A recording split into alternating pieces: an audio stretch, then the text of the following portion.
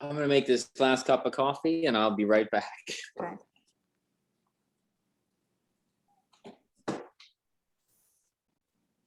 Dan actually lives normally like a mile or so down the road from me when he's not on Maui. So we're right in the same neighborhood.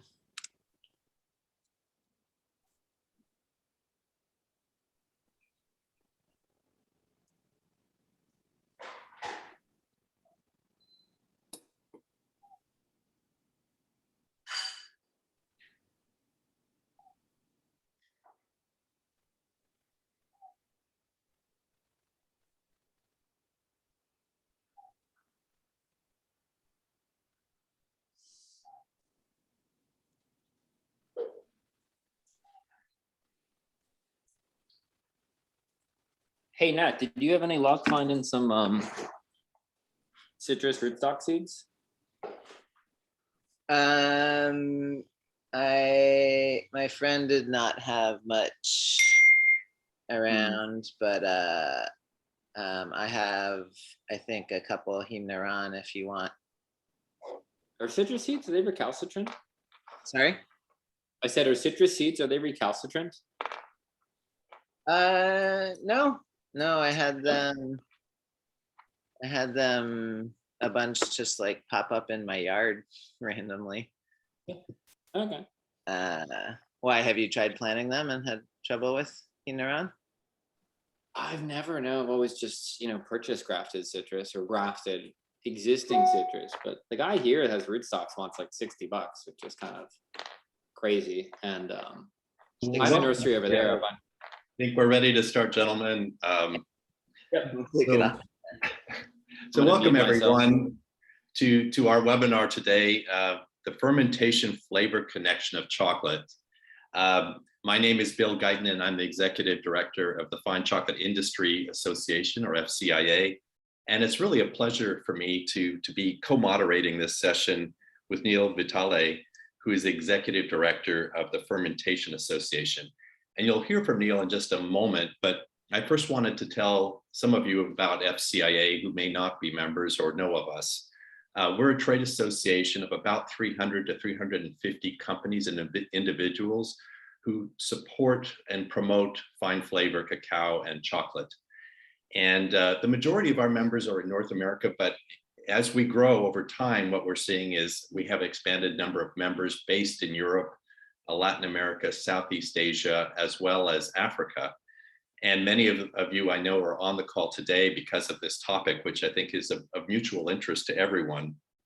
And of course, Neal brings in a whole nother aspect of this with his membership, much broader number or network of people involved in fermentation of different kinds of food products.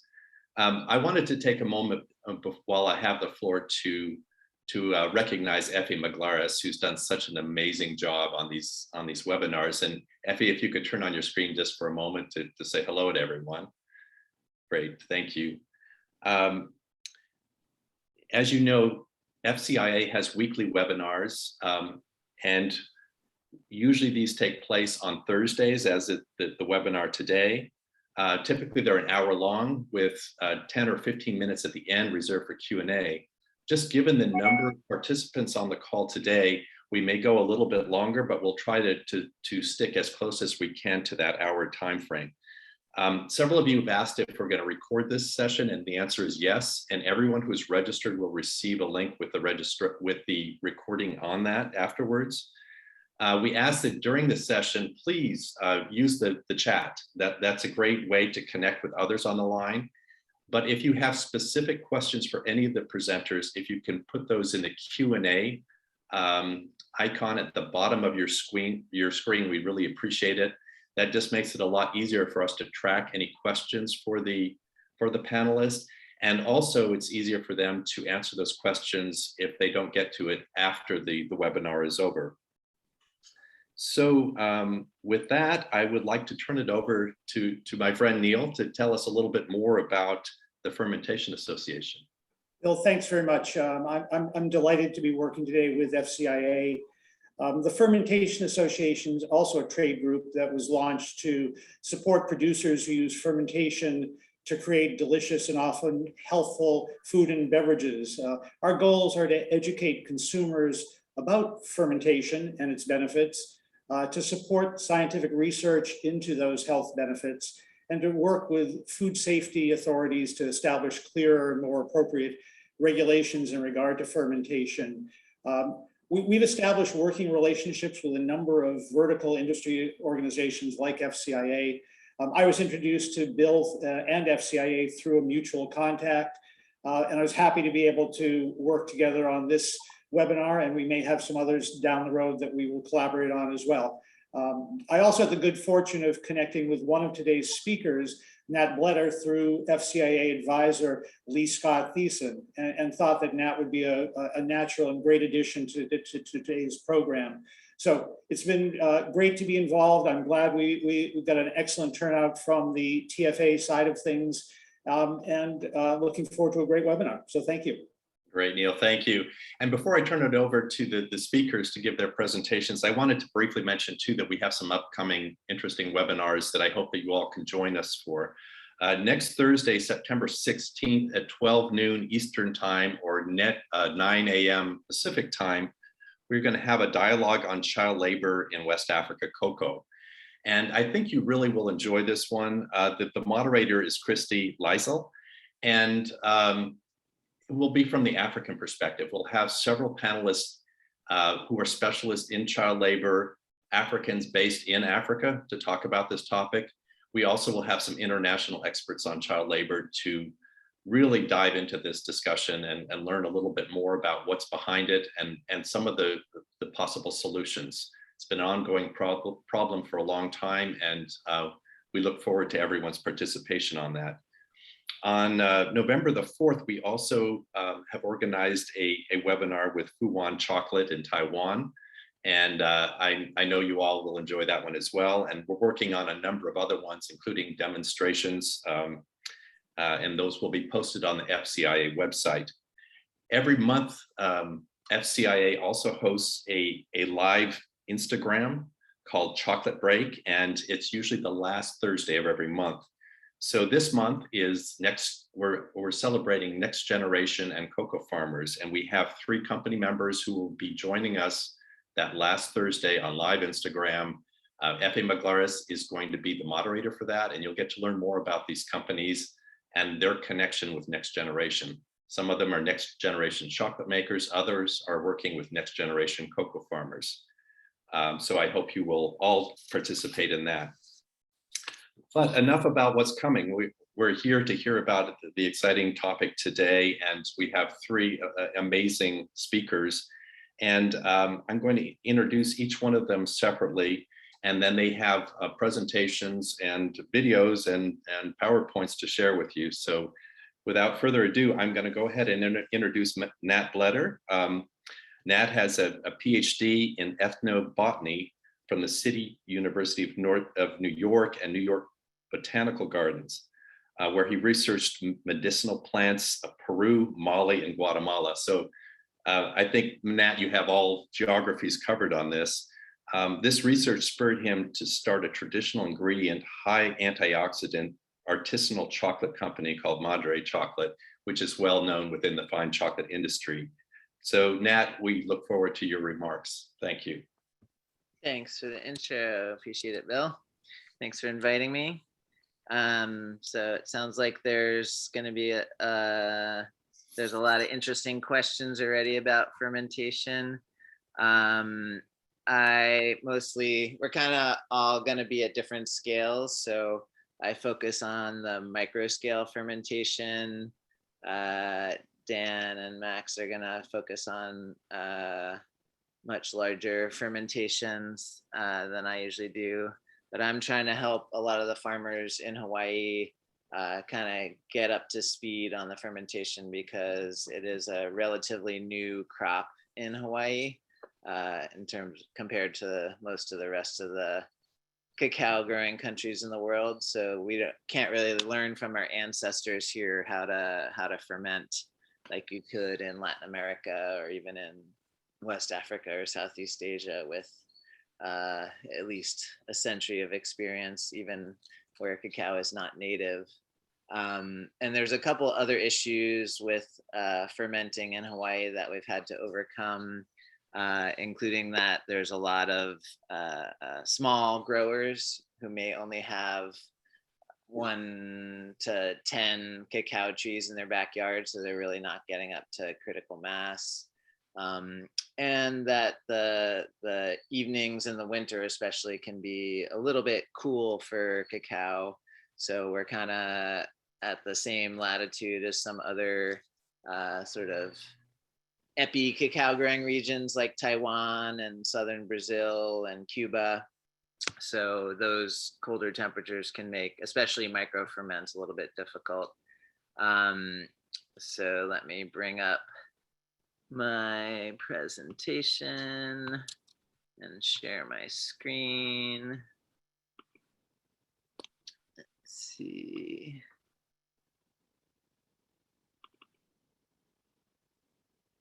All right. Can everyone see that okay? Yes, perfect. So you probably have all heard of Hawaii 5.0. So I've coined another term, Hawaii 5I, instead, for a few tricks that we've learned along the road in cacao fermentation and processing in Hawaii. I've been here for about 12 years, and Dan and I met in the cacao, kava, and coffee lab right around that time. This is the most popular lab at UH, where Skip Bittenbender, the professor there, is now emeritus, would have a kava circle most afternoons at 3 o'clock. And so all the kava drinkers and chocolate makers and cacao farmers would kind of get together there and trade ideas. So this is kind of the incubator for a lot of Hawaii's craft cacao. And we discussed a lot of ideas from all of our experience in Hawaii and Latin America and other parts of the world. And eventually, after trying my hand at fermentation a few years later on the Big Island, came up with these ideas of idling, inoculation, incubation, insulation, and increased volume. So I'll go into a little bit more detail on each of those. So idling is letting the pods sit after you harvest them, which lets them dry out a little bit. And this can give more oxygen to the, especially the acetic acid bacteria, who are responsible for raising the temperature of the ferment, which is a big problem in a lot of Hawaii's cacao ferments, is that they just don't get up to proper temperatures. And as Dan has pointed out, you don't want to let it get too cool, because by evaporative transpiration, the evaporative cooling, the pods can cool off. So you're starting at a lower temperature if you let them dry out a little bit in too cool an area. So you have to use this judiciously, but often we'll let pods sit 2 to 7 days in the sun to dry out before we crack them for fermenting. Then inoculation, I feel, is probably the most important of the 5 I's. So that's making sure that there's proper microbes in the batch. And I liken this to probiotics. I don't think with all the fermentation association attendees that I really have to drive this point home, since you all know how important the good microbes are. But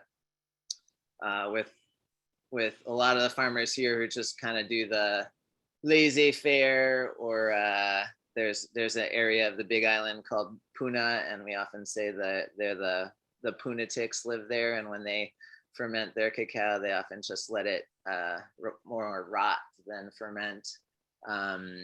And if you don't make sure that there's good microbes in there, it can maybe go in the right direction, but more often than not, it doesn't go in the right direction, and it stays too cool, and you get spore forming fungi in there that give it a really off mushroomy or rotten aroma and flavor.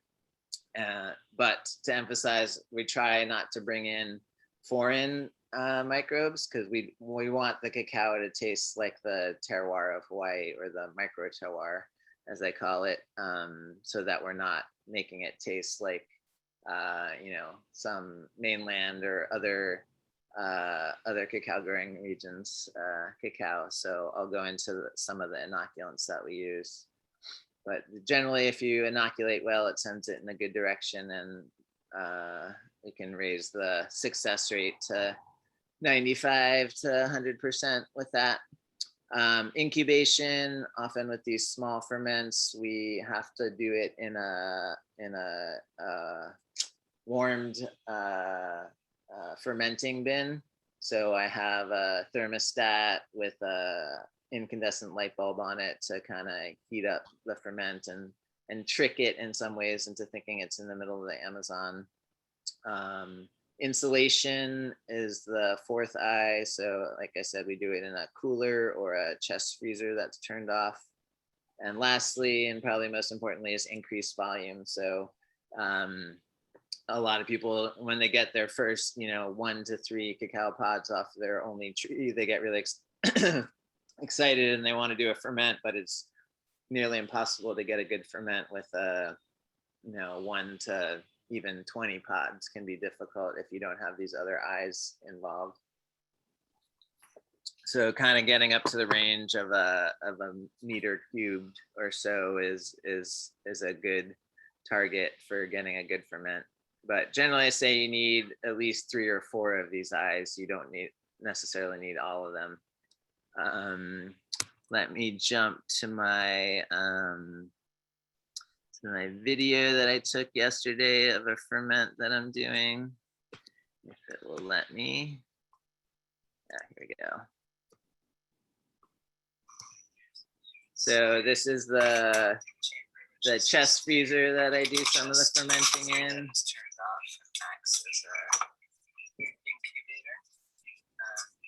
So Nat, we're not able to see your video. Oh, that's right. Hold on a second. It's sharing the wrong thing.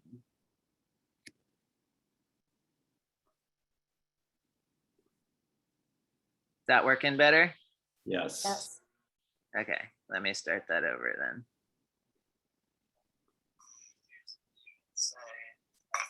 There we go. This is a chest freezer. People are often giving these away on the side of the road. So they're easy to find, and they can easily hold a cubic meter of beans, but I use them even when I'm doing a small batch. And this is an idea I got from Dan of when you're doing multiple ferments from different farms, putting it in a mesh bag like this, so you can separate it later.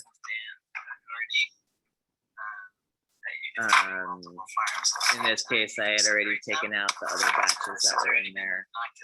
This was on its last day, I believe, and I just stir. Check the date for about 10 days.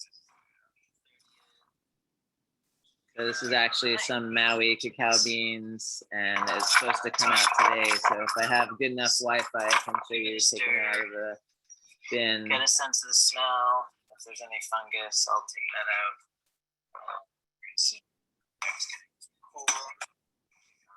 Oh, and I just want to show you the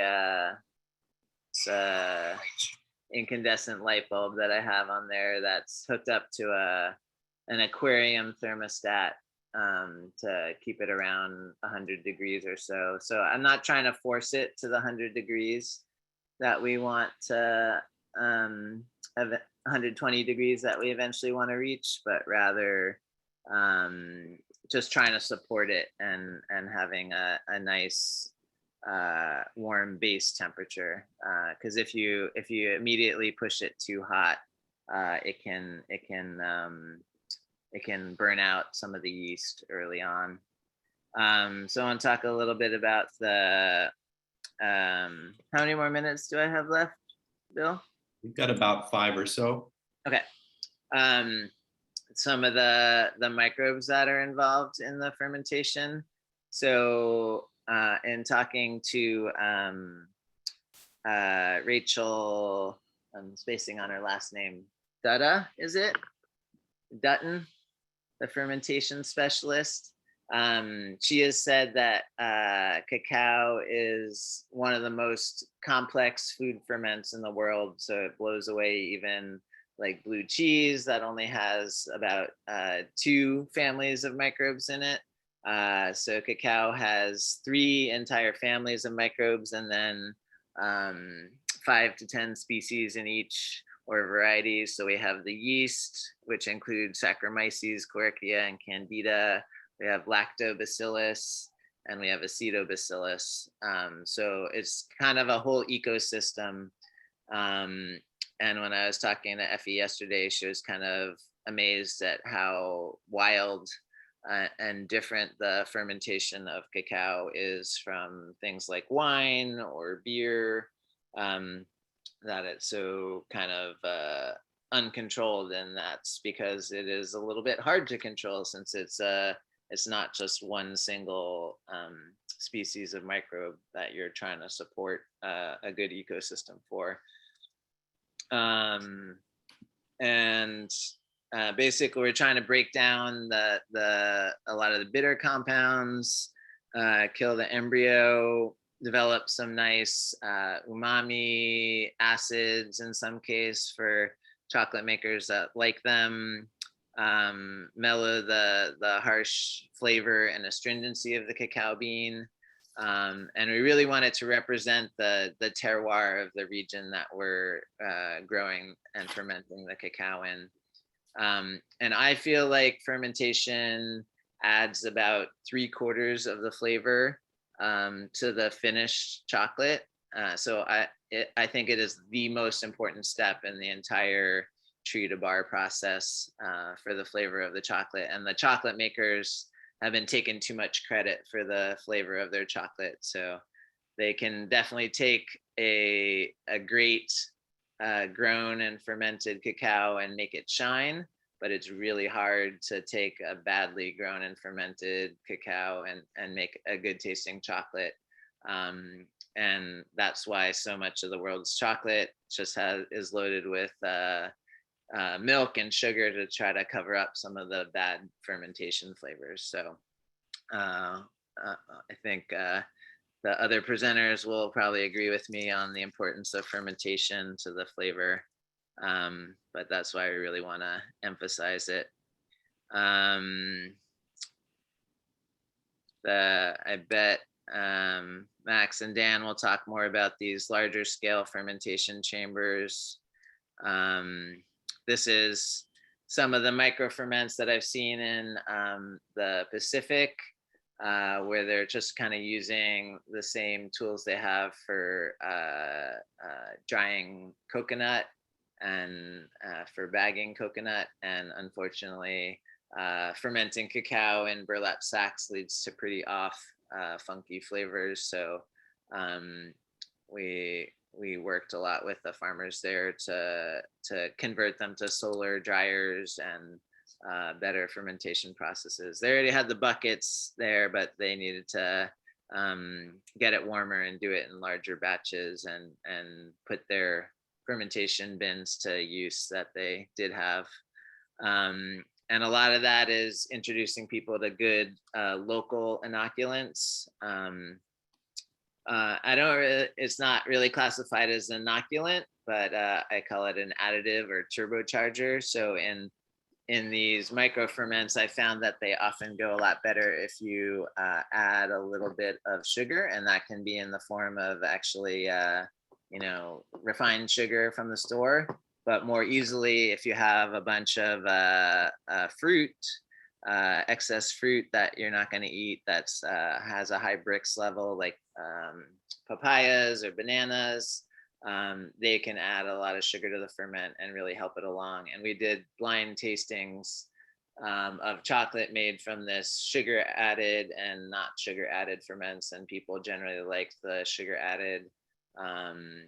And you generally don't have to use this anymore after you're doing, 5+ gallons at a time. But for the micro ferments, it is a great boon to helping the boost and support the yeast and bacteria. So for the yeast, oops. It's jumping all around. For the yeast, I generally use, in order to use local microbes, I use yeast from the surface of the pod. So I'll put the empty pod halves back into the ferment. So you get the airborne yeast and other microbes that have landed on the pods. And this is another big reason that you use banana leaves to kind of cover and wrap the ferment. So you're getting the microbes on the bottom of the banana leaves, which often grow right around the cacao trees. So you're definitely capturing the local microflora.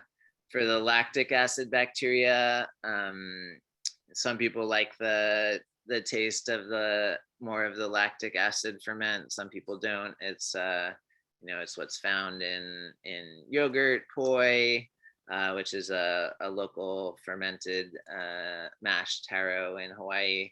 And there's some Makura 6-month pudding is a Solomon Islands kind of equivalent of poi. And this is the same microbe you'll find in yogurt, kimchi, sauerkraut, although I haven't tried, but I don't think I'd recommend inoculating your cacao ferment with kimchi or sauerkraut. Unless you're really experimental. But I think one of the most important microbes is the Acetobacter vinegar bacteria.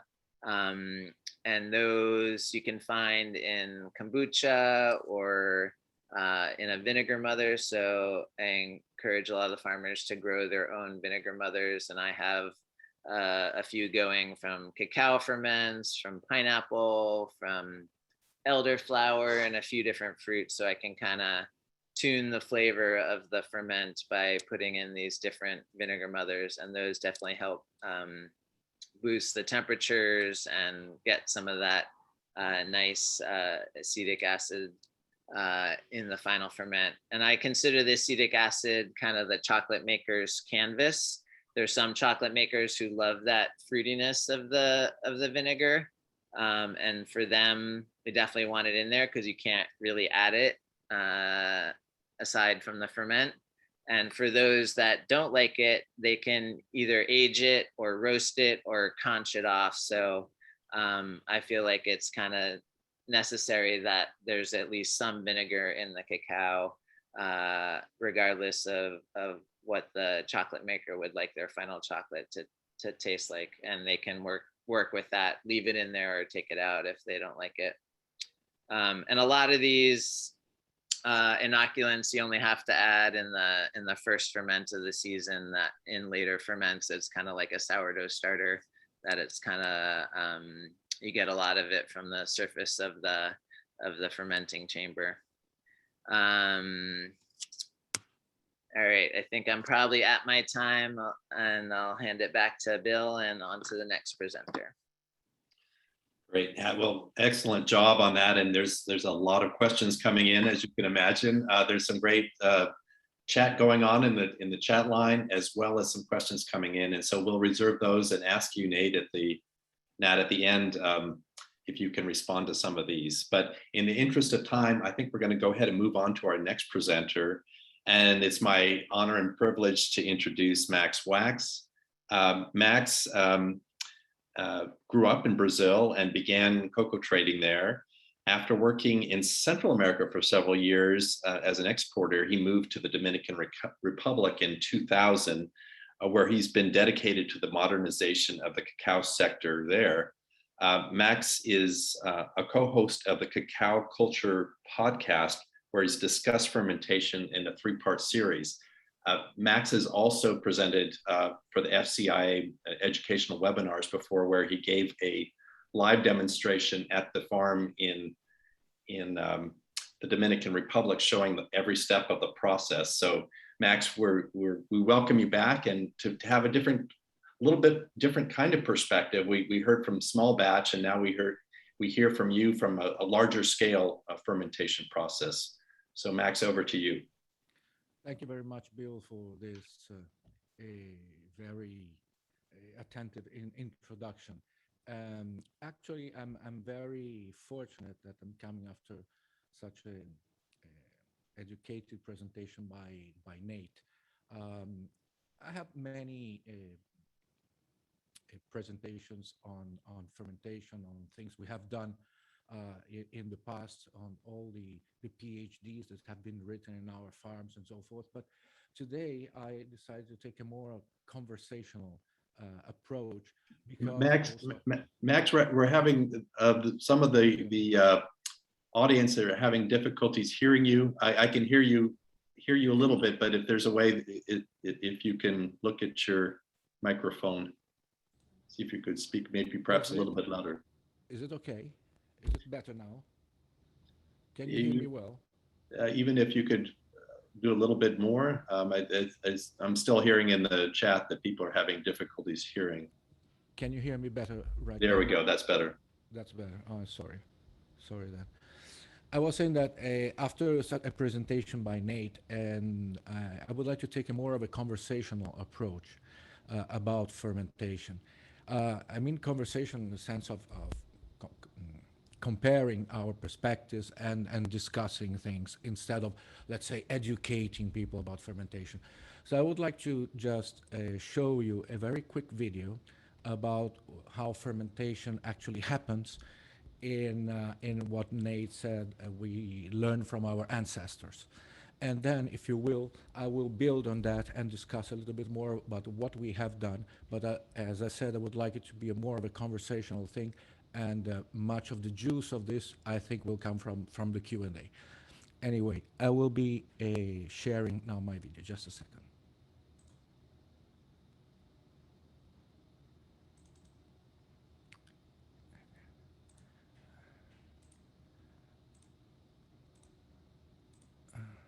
Just a second.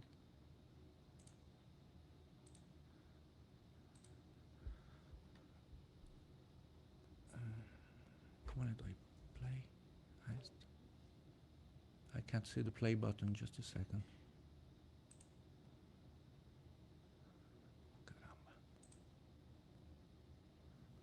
Down on the left side of your screen, Max. Okay, yeah, I will do that in just a second. Okay, here you're seeing the cacao steaming out of the big fermentation vessels. Those are approximately 2 by 4 meters and they contain up to 3 or 4 tons of cacao. That is what happens at La Esmeralda. And the temperature goes up to 52 or 53 degrees. So it's very, very warm. People always consider temperature as a thermometer of good fermentation, but I would like to discuss that a bit later. The cacao is normally inoculated, as Nate indicated, by the farm itself, by the natural inoculation of yeasts that are present in the environment. The cacao stays in the fermentation box for anywhere from 4 to 7 days, and it is something that comes, a wisdom that comes from our ancestors. It is also very important that to understand that the fermentation goes on the fermentation, on the dryers. People think that drying stops the fermentation. It actually modifies a little bit the fermentation, but it goes on, depending on how thick the layer of beans is kept. Normally, we keep it in thicker layers in order to let the fermentation go on. Then you spread it on thinner layers, then you start all the drying. Just a second. Well, technical problems.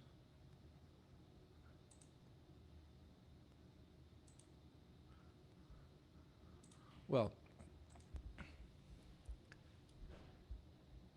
we missed a few seconds, but basically this is showcase what happens in a farm during fermentation. I would like to add a few elements. Temperature. temperature is crucial in many points, but in general, the temperature reflects what happens inside the fermentation, but does not have that of a big influence on what actually happens inside. We have studied that in several circumstances by fermenting in winter, even fermenting in cold chambers, and comparing that to fermentation in warmer environments. And let me tell you that the yeasts give their best results between 12 and 20 degrees Celsius. I mean, the metabolism of yeast is much more active and produces much more aromatic metabolites when they're kept cold. And that has been demonstrated, and have very interesting studies done in cooperation with Meiji, for example, that shows that. And then, of course, depending on what the yeast produce, the yeast will give you better alcohols and better and more fuel for the subsequent part of the fermentation. So in this respect, we have a different perspective compared to Nate, and we like to keep our boxes cold, at least in the first part of the fermentation, the first 36 to 48 hours. You can see behind me the cascade type of the fermentation boxes, and the roof that we use is actually an insulated roof in order to keep the environment as cold as possible. So we are protecting our cacao from being overheated. The normal temperature we have in the DR is around 30 degrees Celsius, in the 90s Fahrenheit. But actually, in our fermentation area, we keep it in the 22, 24 if possible. And in this very moment, we are starting a rotofermenter, which is a biofermenter with jacketed walls, which will enable us to keep the temperature around 12 degrees Celsius in order to have a better performance by the yeasts. Once the yeasts are very, very delicate, apart from the ones mentioned by Nate, the Saccharomyces, we also have the Pichia, the Clavieromyces, and the Candida. And most of them actually work better at colder temperatures and produce more alcohol. Once you have more alcohol and CO2, you have more fuel for the rest of the fermentation. There, you don't have to worry much about insulating, because what happens inside, the biochemical reactions that actually happen inside, are much more powerful than any type of weather you can have in the outside. I want to quote in this respect something that happened to us in 2004 or 5, when we were experimenting with large-scale fermentations, and we had the problem of a very enormous peak in the production of cacao. We didn't have much space to ferment or to dry the cacao. So we decided, okay, let's freeze it.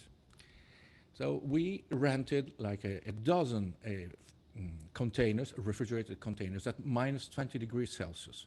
Put minus 20, I'm saying, which is, I believe, minus 10 Fahrenheit or something like that.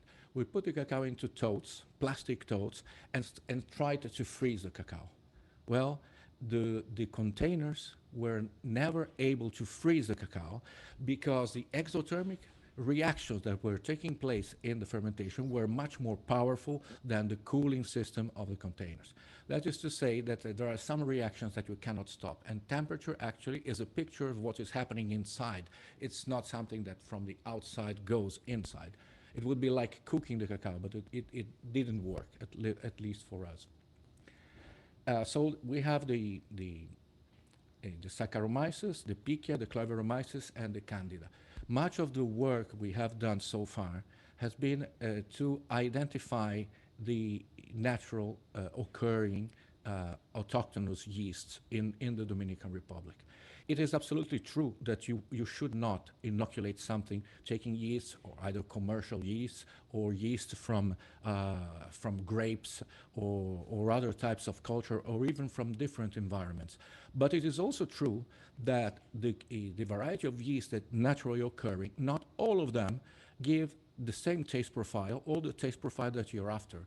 So it is our duty to study the natural occurring yeast and to study their metabolism, and studying the possibility of naturally inoculating the cacao if need be, in order to reach the differentiation of flavors that must occur in any in any food product, because nobody wants the same flavor and the same cacao forever, as we don't want the same wine or the same cheese or the same yogurt or the same beer.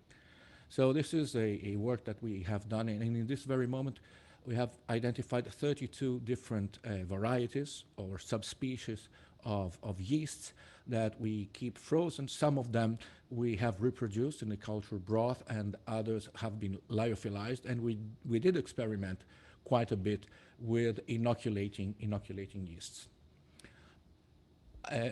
Nate very rightly indicated that sometimes you need sugar.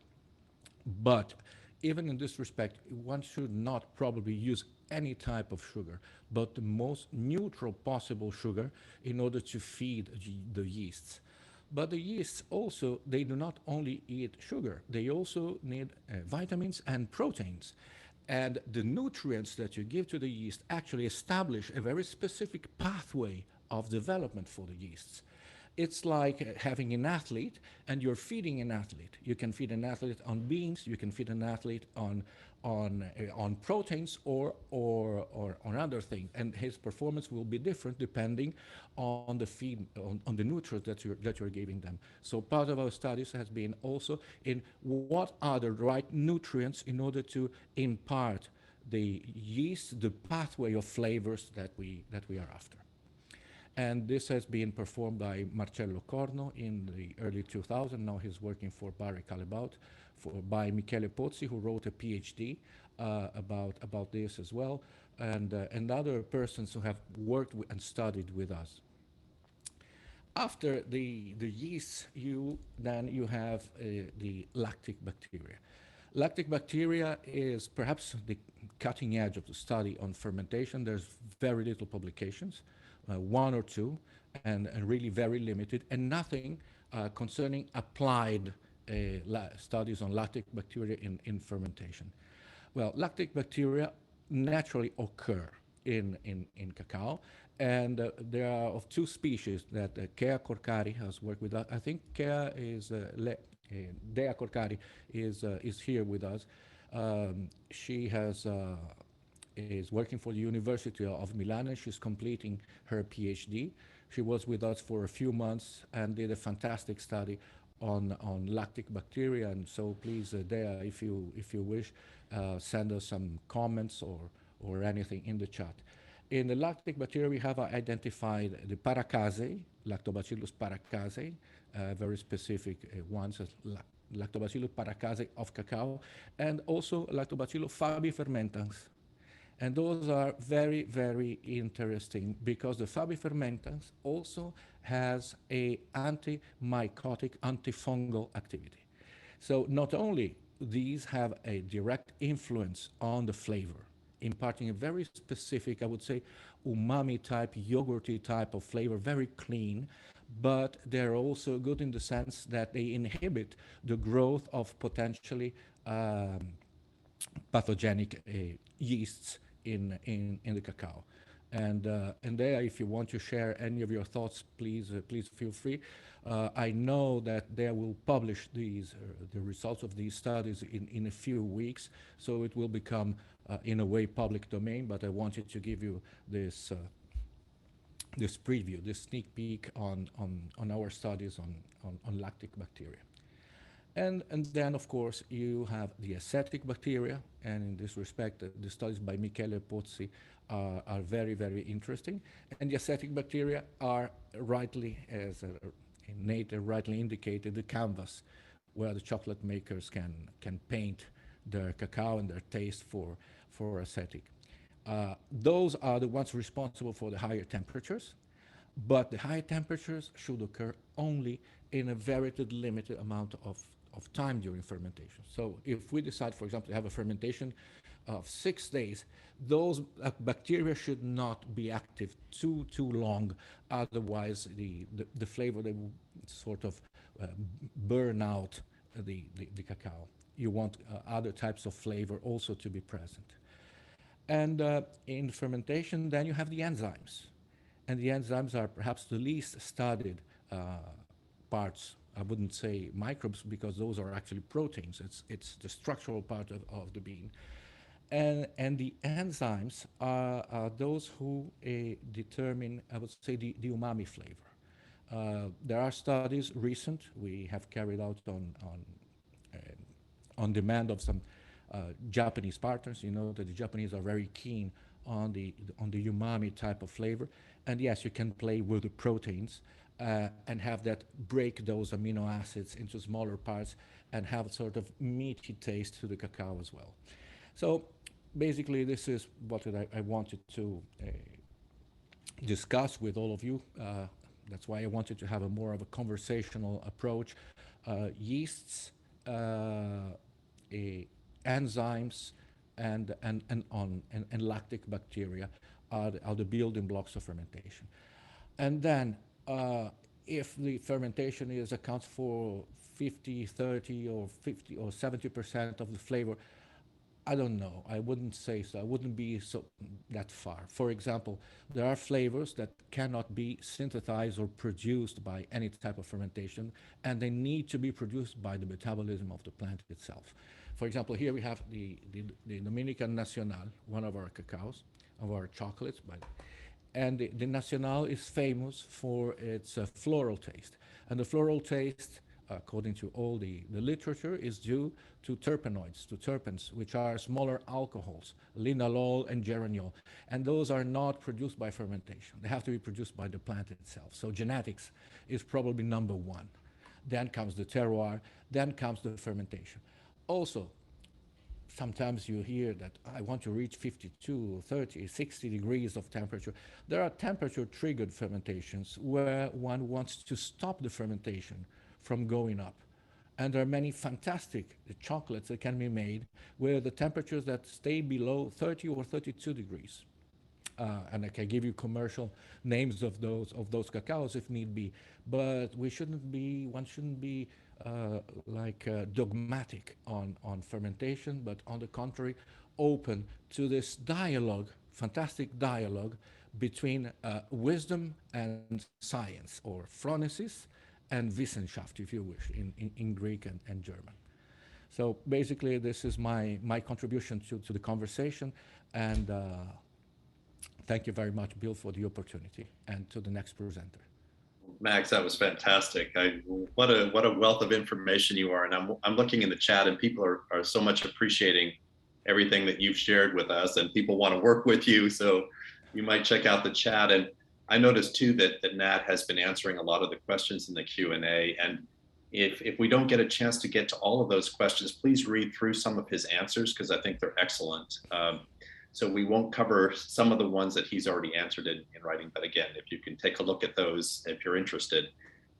We have another 15 minutes left, but I would ask permission of everyone if we can extend another 15 minutes beyond that, just to ensure that we have some time for Q&A. This is such an interesting topic, and I know there's lots of questions. So we will plan on continuing on past the hour for 15 minutes, just to ensure that we have enough time. I wanted to turn over next to Dan O'Doherty, and Dan is, again, he's a well-known name within fine chocolate industry.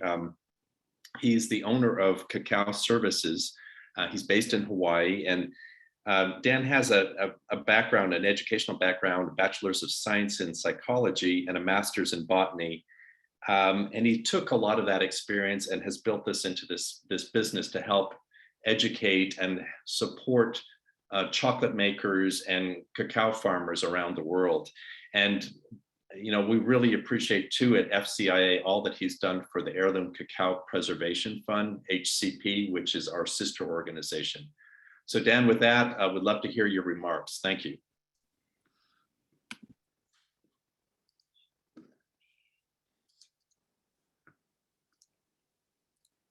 All right, hello. I'm Dan O'Doherty. I own Cacao Services and have operated that for about 10 years. And I've been lucky enough to work in kind of all major cacao regions in the world. So Central and South America, Africa, Southeast Asia, and even the South Pacific.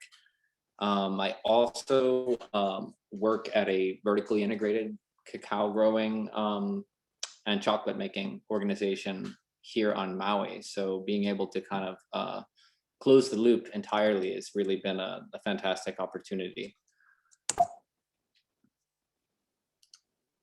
So I'd like to start with, I get a lot of questions about modernization and how does cacao compare with a lot of other fermented foods, which in many perspectives are a lot more advanced in their process. So typically, people think of fermented foods such as beverages, wine, spirits, beer, and mead, yogurt and cheese, or pickled vegetables, bread.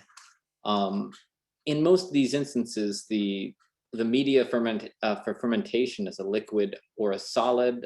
There's various, depending on the product, yeast or bacteria or fungal activity, and a limited amount of downstream processing compared to say chocolate.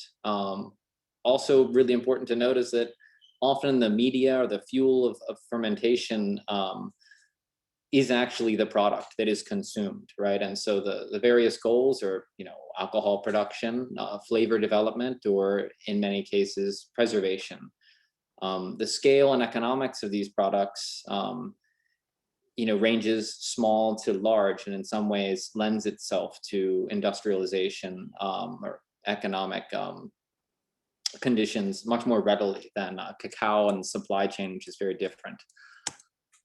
How does cacao fermentation differ from that? So cacao, in a very long downstream process is converted into chocolate. It's both a solid and a liquid mass that is fermentation. Complicated, as already mentioned, there's the activity of yeast transitioning to bacteria and sometimes fungi, often undesirable. The downstream process is extremely heavy with the roasting and the milling and the conching. And it's an indirect consumption. Generally what you're fermenting is discarded, the sugary acidic pulp. You don't need to ferment cacao to dry it and keep it preserved or stable, but it's really mainly for flavor development. Scale and economics generally small to medium, with the exception of a few countries, there aren't too many very large cacao plantations, and typically chocolate companies do not generally own plantations. Doesn't lend itself, the crop, to industrial production or economic harvesting and processing. So the beginning, I don't know why Rizek logo is on my slide, or maybe it's not. Spontaneous fermentation, typically yeast are the first organisms that really thrive in this highly acidic, sugary, up to 20% sugar in some cases conditions. It's anaerobic, producing alcohol, CO2, producing this foaming, vigorous bubbling. Max mentioned this. I definitely like to see this take place over 2 to 3 days, and it is mildly exothermic. So the reaction typically starts, the conditions of the starting material usually around 80 degrees Fahrenheit, and they typically rise into the low 90s during this phase. There's a transitional phase here in between the anaerobic and the fully aerobic condition. This is a shot of a turn where you can see the top layer, and which is now mixed, started to oxidize, and you could smell the acetic acid or vinegar being produced, while the middle and lower layers appearing in a very bright white had only a yeasty and slightly alcoholic smell. Max mentioned there's lactic acid bacteria. I think that part is fairly low in understanding compared to the yeast and acetobacter phases of fermentation, but it certainly plays a role. The aerobic fermentation oxidizes the ethanol into acetic, also known as ethanoic acid. This is strongly exothermic, so the reaction rapidly rises, bringing the fermenting mass to temperatures of 120, 123, so 50, 52, 53 degrees Celsius. This results in complete cell death. Alcohol, acetic acid, and heat penetrate through the seed coat and the pulp, killing the seed, kind of decompartmentalizing things. And now you really have this complete physical and chemical transformation that changes the actual physical structure and really creates a lot of the precursors that are later to be developed and come out in roasting and the making of the chocolate. Drying, Max also mentioned this, can't stress enough that this should really be viewed as an extension of the fermentation. It is absolutely critical. Typically, you want to dry incrementally in a staged fashion. So not just putting them out in the sun to get the moisture content down to stability, but rather limited exposure and recovering. You know, I've done some measurements. This is actually a fairly low one on the bottom photo of, you know, mid 90s Fahrenheit temperatures in the center of the seed, even on the second day of drying at high noon, but on a cloudy day. Often on full sun day, you'll see totally typical max fermentation temperatures, 120, 50 degrees, and a lot of water. You can actually see the exudate spilling out of where the probe has speared the bean. And so you have the presence of water, you have completely equivalent fermentation temperatures, and you have an ongoing series of reactions, oxidation. You also have volatilization. Nobody wants their chocolate to really taste like vinegar. And so staged or incremental drying helps to eliminate some of that as acetic acid readily volatilizes. So I do a lot of work with farmers ranging from single estates or cooperatives or even wild harvesting groups in the Amazon. And, you know, cheesy pun intended, there's often low-hanging fruit, meaning that people use the word post-harvest process a lot, but as some people would say, garbage in, garbage out. And often there's very little attention paid to how you harvest, how frequently you harvest, what is the delay between harvesting and opening the fruits, what is the delay between opening the fruits and actually loading into the fermentation vessel. Ripeness is critical, so the window depends on temperature, but typically from an unripe fruit, you know, green changing to yellow or purple changing to red, it's 2 to 3 weeks between the beginning of ripening and to the point that it's overripe. If you work with a lot of cacao farmers, you'll occasionally see people eating fruit. The pulp is delicious, fruity, floral, slightly sour. And you'll often notice farmers are eating pods that look like the one on the far left. By the way, this is the same exact tree that was just allowed to hold fruits in various stages of ripeness for comparison. So from the left, moving to the right. I mean, I would include fruits from the left 3 in any given fermentation, while I would exclude or ferment or process separately the ones on the far right, which not likely to produce an excellent product.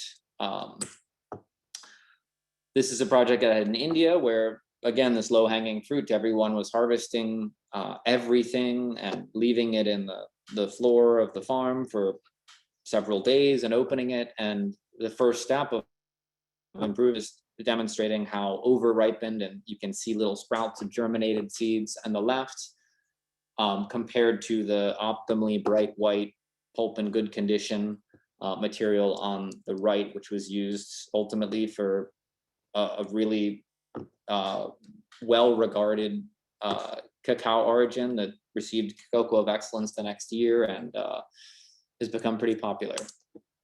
So extraction and sorting. So after harvesting, you can see a pod that was damaged just because the trees were very large. Using long harvesting poles resulted in damage. You can see small spots of microbe colonies forming in the center, one that wasn't opened but had been penetrated with the knife. You can see mold growing in the green spots, and on the far right, germinated seeds. All of these need to be excluded, but often are included in most producers that are selling to the commodity market, and there's not really much of a penalty for that, which I'll talk a little bit about later.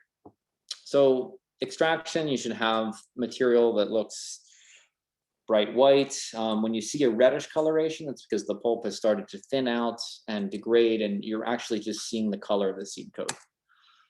This is what this farm in Costa Rica was using before. This was after the improvement.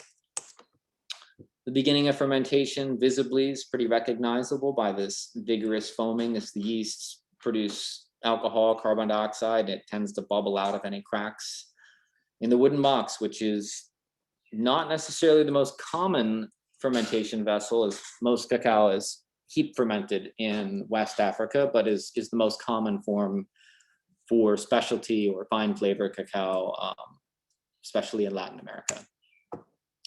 At the end of that 2 to 3 days of anaerobic fermentation, the pulp has drained away for the most part. The bubbles have kind of faded, and you have a slight darkening of the mass.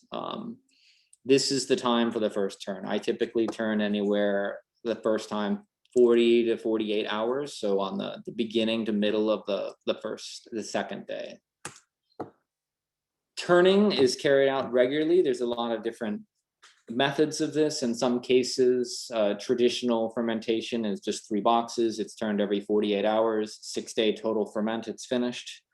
In this case, we have a series of 5 boxes. It's turned for the first time after 2 days, and then it's turned every day thereafter until it's finished at about 5.5 days. This becomes important, as they'll show later in the temperature profile. When it transitions to an aerobic fermentation, the temperature successively rises and falls, and each turn introduces oxygen, mixes the mass, and the temperature then rises again, so that you can get consistently relatively high temperatures. I mentioned the control drying. In this case, in Ecuador, we constructed the facility such that we can roll the drying racks into the shade after limited exposure. So in general, we'll expose for, depending on the sun, 2 to 3 hours the first day, maybe 3 to 5 the second, the third day up to about 6, and after that we'll do full sun drying until the moisture content is at the target 7 or 7.5%. This is a typical fermentation profile. It's shown in Fahrenheit. You can see it started about 80. It rose up over the first 40, 42 hours, and the arrows indicate the mixing or the turning. This total ferment was about 6 days. Usually works pretty well. Some things ferment a lot shorter, some benefit from a little bit longer fermentation, but in many cases, it really depends on the final user. I have clients that really prefer very short, 5 days or less, and what would be shown physically in a cut test would many other chocolate makers would say under fermented. But you know, again, it's a preference thing, and I have my own feelings, but I try to deliver what my clients want. So breaking this down and kind of color coding it, that green first phase, you can see the mild exothermy. That sharp rise is also indicated by the foaming, and it starts to kind of top off in the 90s. At this point, the first turn, I would call this yellow, the kind of interphase, so to speak, as it still smells strongly of alcohol, and maybe the top layer starts to smell of vinegar. I typically categorize the full aerobic fermentation as 45°C or 110 Fahrenheit and above. And a general good rule of thumb, if you're just looking at a fermentation profile graph, is spending about 2.5 to 3 days at this temperature threshold will generally result in a pretty good fermentation. That's like highly qualified, but this is pretty typical. So more, you know, that's the kind of blend of science and art, and I lean, well, I guess kind of equally 50-50, but really if you're an experienced fermenter and you know you really know what you're looking at, you use all your senses, you can ferment without even any kind of quantitative measurements. So I literally use, I think, all of my spells. I mean, starting from tactile, well-fermented beans will appear very plump, and when you squeeze them, you can feel that exudate or juice has really come out of the cells and is, if you squeeze too hard, will even kind of pop. The color should be a nice, even, reddish brown tone, not too dark. If it's very pale, it's typically under fermented. The smell should be, at this point, you won't smell any more alcohol 6 or 7 days in, but you will smell vinegar. But as opposed to the very sharp kind of white vinegar smell that occurs in the middle of the aerobic fermentation, towards the end, I would describe it more as a subtle, maybe fruity apple cider vinegar like aroma. I mean, if I only had 1 sense to go on for cacao fermentation, I think it really would be aroma. And if you pay really careful attention, you'll notice the sequence from fresh, fruity, pulp, transitioning to very strong, yeasty, almost sourdough starter-like smell, transitioning to a winey, and then eventually very strongly ethanolic aroma, and finally the sharp vinegar fading to a fruit vinegar. For monitoring temperature profiles, there's various devices that I use commonly. The one on the left is a Bluetooth logger combined with a wired sensor, very convenient to quickly pull up a phone app and monitor fermentation in real time. Have to be careful. They tend to last for me 2 or 3 years with fairly rough treatment. On the right is a wireless probe that can be just kind of inserted into the ferment standalone. It's a sensor and logger combined, and it's has an optical transmitter. So this you'd have to withdraw periodically or at turns and offload the data and put it onto a computer. But these are more robust to, getting beaten with the shovel during the fermentation, dropped and so forth. But pretty affordable, $150 on the left. It's maybe only $40 for the one on the right, plus the USB connector. Stand behind. I don't have no affiliation with this company, Onset, but they've worked reliably for me for several years. So I have really had a wonderful opportunity and really, I think, privilege as an independent to work in all of the various cacao regions around the world, which is it's just been fantastic to see what works and what doesn't work, and to see what the historical or cultural perspective on fermentation is that varies so much from place to place. So Ecuador, this is a large single family estate plantation, Costa Esmeraldas. You'll see not only do I process this cacao, I go at the beginning of every year to assess the ripeness, although it's only 3 clones and varieties. After working there 6 years, I can tell you the climate has a heavy influence on the raw material, and we will adjust the fermentation up or down a little bit. So it's a kind of wonderful experimental unit to have 100 hectares of 3 clones, and these are all Neo-Nacional or Nacional hybrids of that first generation, the ET series. Very, very different here. This is the highlands of Sulawesi in Indonesia. So very cloud foresty, cool, very wet, very different cacao, kind of old school Amelinado types. This is Amazonas, Brazil, near the border of Peru, where there is a cooperative that literally goes up and down the river in motorized canoes, collecting wild cacao from small communities and residences along the river. This is one of my favorite places to work. Really excellent to have the experience of cacao in state. And here at home in Hawaii, we have our own farm here. That's only about a mile away from our chocolate factory. So it might be as close as it gets. Wonderful opportunity. We do not have disease pressure of any sort, at least not yet in Hawaii. So have a tremendous diversity of varieties and really hands-on control of exactly what we do in the fermentation, and can understand how that translates into our chocolate.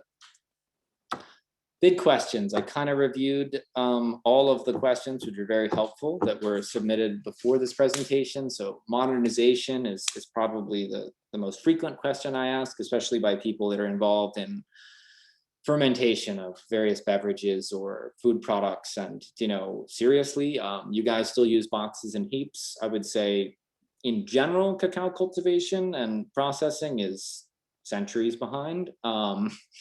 I get a lot of questions about why don't you use barrels or stainless steel. There's a lot of economics involved in that, with the vast majority of cacao grown by small holders that often have incomes at, well, $1,000 or $1,500 annually for taking care of their 1 to 2 hectares, 1,000, 2,000 trees. You know, well, stainless steel or sophisticated fermentation vessels are not really an option or consideration. And truth be told, that well executed, both heaps and wooden box fermentations can produce some absolutely fantastic cacao. Another question, very common, is what about starter cultures? You know, inoculates are used in many other fermentations.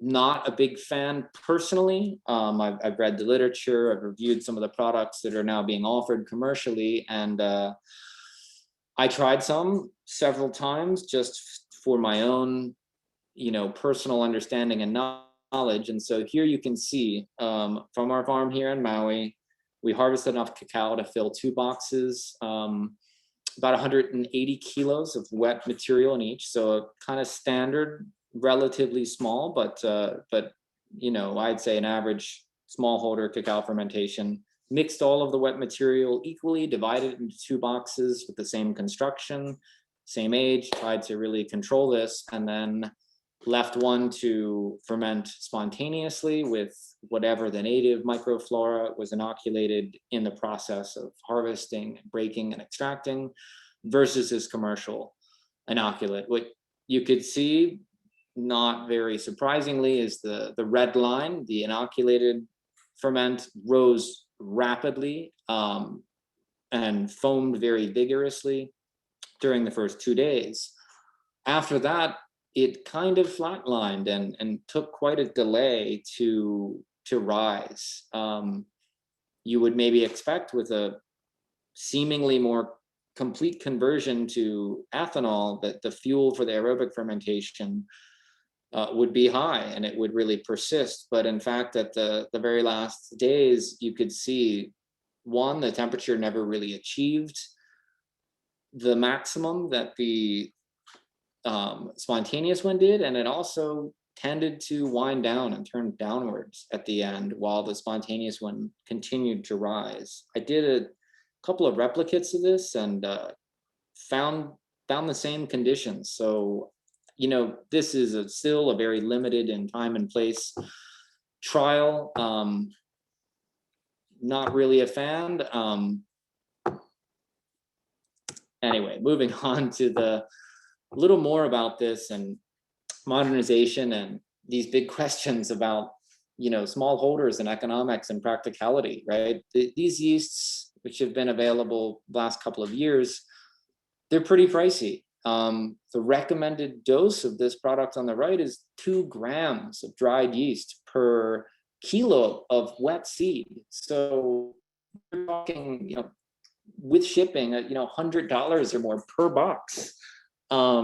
Which, one, there's no chance that 2 grams of any sort of inoculant are being transferred during a spontaneous fermentation. I even tried serial dilution, 2 grams, 0.2 of a gram, and 1 order of magnitude lower, and found the same kind of thing: intense, rapid, dominating growth yeasts. And I wasn't really impressed with the final results of this chocolate. But what's really strikes me and is very meaningful to me is that for smallholders, you know, certainly purchasing this is not affordable. Economics, are there buyers that are going to pay the premiums to compensate for this? And the practicality, many of these farmers don't have refrigeration or the means to preserve these sorts of products. And this brings, you know, the larger question about commodity cacao and the incentives or lack thereof, right? Is that the reason that I have a job helping farmers with fermentation is that although there may be traditions, there's no feedback mechanism. There is no incentive for good quality. And typically there's really not a penalty for bad quality unless it is actually decomposing. So it's kind of this mother, necessity is the mother of invention. It's kind of my comments on modernization. I think with good starting raw material, with good preparation and general sense of cleanliness, and careful observation, absolutely fantastic world-class cacao can be produced. And a lot of the work I do is linking these producers that I assist with their harvest and process to chocolate makers that will pay double or triple the typical commodity price. I still don't think that's enough, but it's moving the needle a little bit in the right direction. So the last thing I would say is, you see a lot about genetics and terroir. In, the left, you see a classic ancient Criollo in Belize. In the center is a Ecuadorian Nacional. And on the right is a Parazinho, which is a common amelanado type that is grown in Bahia, Brazil, and has been cultivated there for a long time. These have very different characteristics, require different fermentations to achieve a kind of optimal flavor development. With the Criollo and the amelanado, they're very low in pulp. The pulp to seed ratio typically require a shorter fermentation, especially in the case of Criollo, which may be as short as 3 days. The amelanado, a little more bitter, but produces a fantastic base cocoa or chocolatey note, but have to be careful because it also tends to be low in sugars, meaning a premature drying of the fermentation, which creates an environment where undesirable microbes and fungi start to develop. So I think Nat and talked a little bit about pre-treatments. There's a number of ways: pod resting, leaving in the field after harvesting for up to a week in some cases can improve fermentations depending on who you ask. There's some fantastic cacao from Vietnam where this pod resting is almost a given, a certainty, and doesn't necessarily work that way everywhere else. The duration of fermentation, as I mentioned, Criollo, maybe as short as 3 days. Some users in Nicaragua, chocolate makers prefer a really long 9-day fermentation where I think it smells pretty ripe and not so great. But again, it's a subjectivity. So that's kind of my talk. If you want to learn more and read with very dense information on cacao genetics or fermentation, my Instagram is chock full of dense information, and feel free to follow. So that's it. And well, thank you so much for that. And I know that we've gone over, but your comments were so pertinent and answered a lot of the questions I think that are coming in, and also some of the questions that we saw on social media before this session started. So we really appreciate that. Sure. I know in the interest of time, we only have a maybe 2 or 3 minutes, and I'm wondering if we can get through at least a couple of the questions here so that we can engage with our audience. We had one question here. I guess this one is for Max, and Dan, you addressed it somewhat in your presentation, but what is the impact of wood or material that you use for the fermenter on the flavor? Is there anything you can say quickly on that topic, Max? Well, you know that people tend to be very conservative when it goes to fermentation techniques. So everyone will defend the heap, the banana leaves, the wood, the type of wood, and the plastic. The truth is, it has no influence whatsoever on the fermentation as such. Now, it does retain part of the inoculation of the previous fermentation, but it also retains part of some possibly unwanted microorganisms that you don't want into your cacao. And also it interacts in the sense that tannins from the wood are communicated to the beans. In other words, it gives probably a sort of more earthy type of flavor, but part of that is due to the lack of cleanliness, and the other part is due to the tannins that are in contact with the beans. If you want a fresher, more natural flavor, plastic or any inert material works better. Great, thank you for But that. one of the important things is actually the shape of the fermentation box, so that it allows for proper mixing and the fermentation to occur in a homogeneous manner. Great, Max, thank you for that. Nat, I have a question for you as well. And I saw this one before the session started on social media, but with all the talk about the relative health benefits of dark chocolate, of fine chocolate, what impact does the fermentation process have on antioxidants, flavanol? Yeah, I answered some of that in the Q&A and text. I just wanted to add something to Max's answer about the fermentation chamber. I did a comparison a few years ago of fermenting in wood, plastic, and metal fermentation chambers. And like he said, it's kind of more about what is carried over from the previous ferment. And at least in one subsequent ferment, people generally like the wood fermentation chamber flavor better than the plastic or metal, probably because of what was carried over. That may have not been true. I didn't keep going with like 3 or 4 ferments in those same chambers. And then on the antioxidants, definitely the ferment is going to reduce the antioxidant levels somewhat, and then the roast is going to reduce them. And then finally, if you're Dutch or alkali treating the cacao, it's almost going to totally destroy all the antioxidants. But if your goal in eating chocolate is just to have as much antioxidants as possible, which is some people's goal, I feel like you will probably in total eat more antioxidants if you enjoy the flavor of a nicely fermented and roasted chocolate than if you're trying to just pound like this crazy bitter, super astringent so-called raw chocolate bar.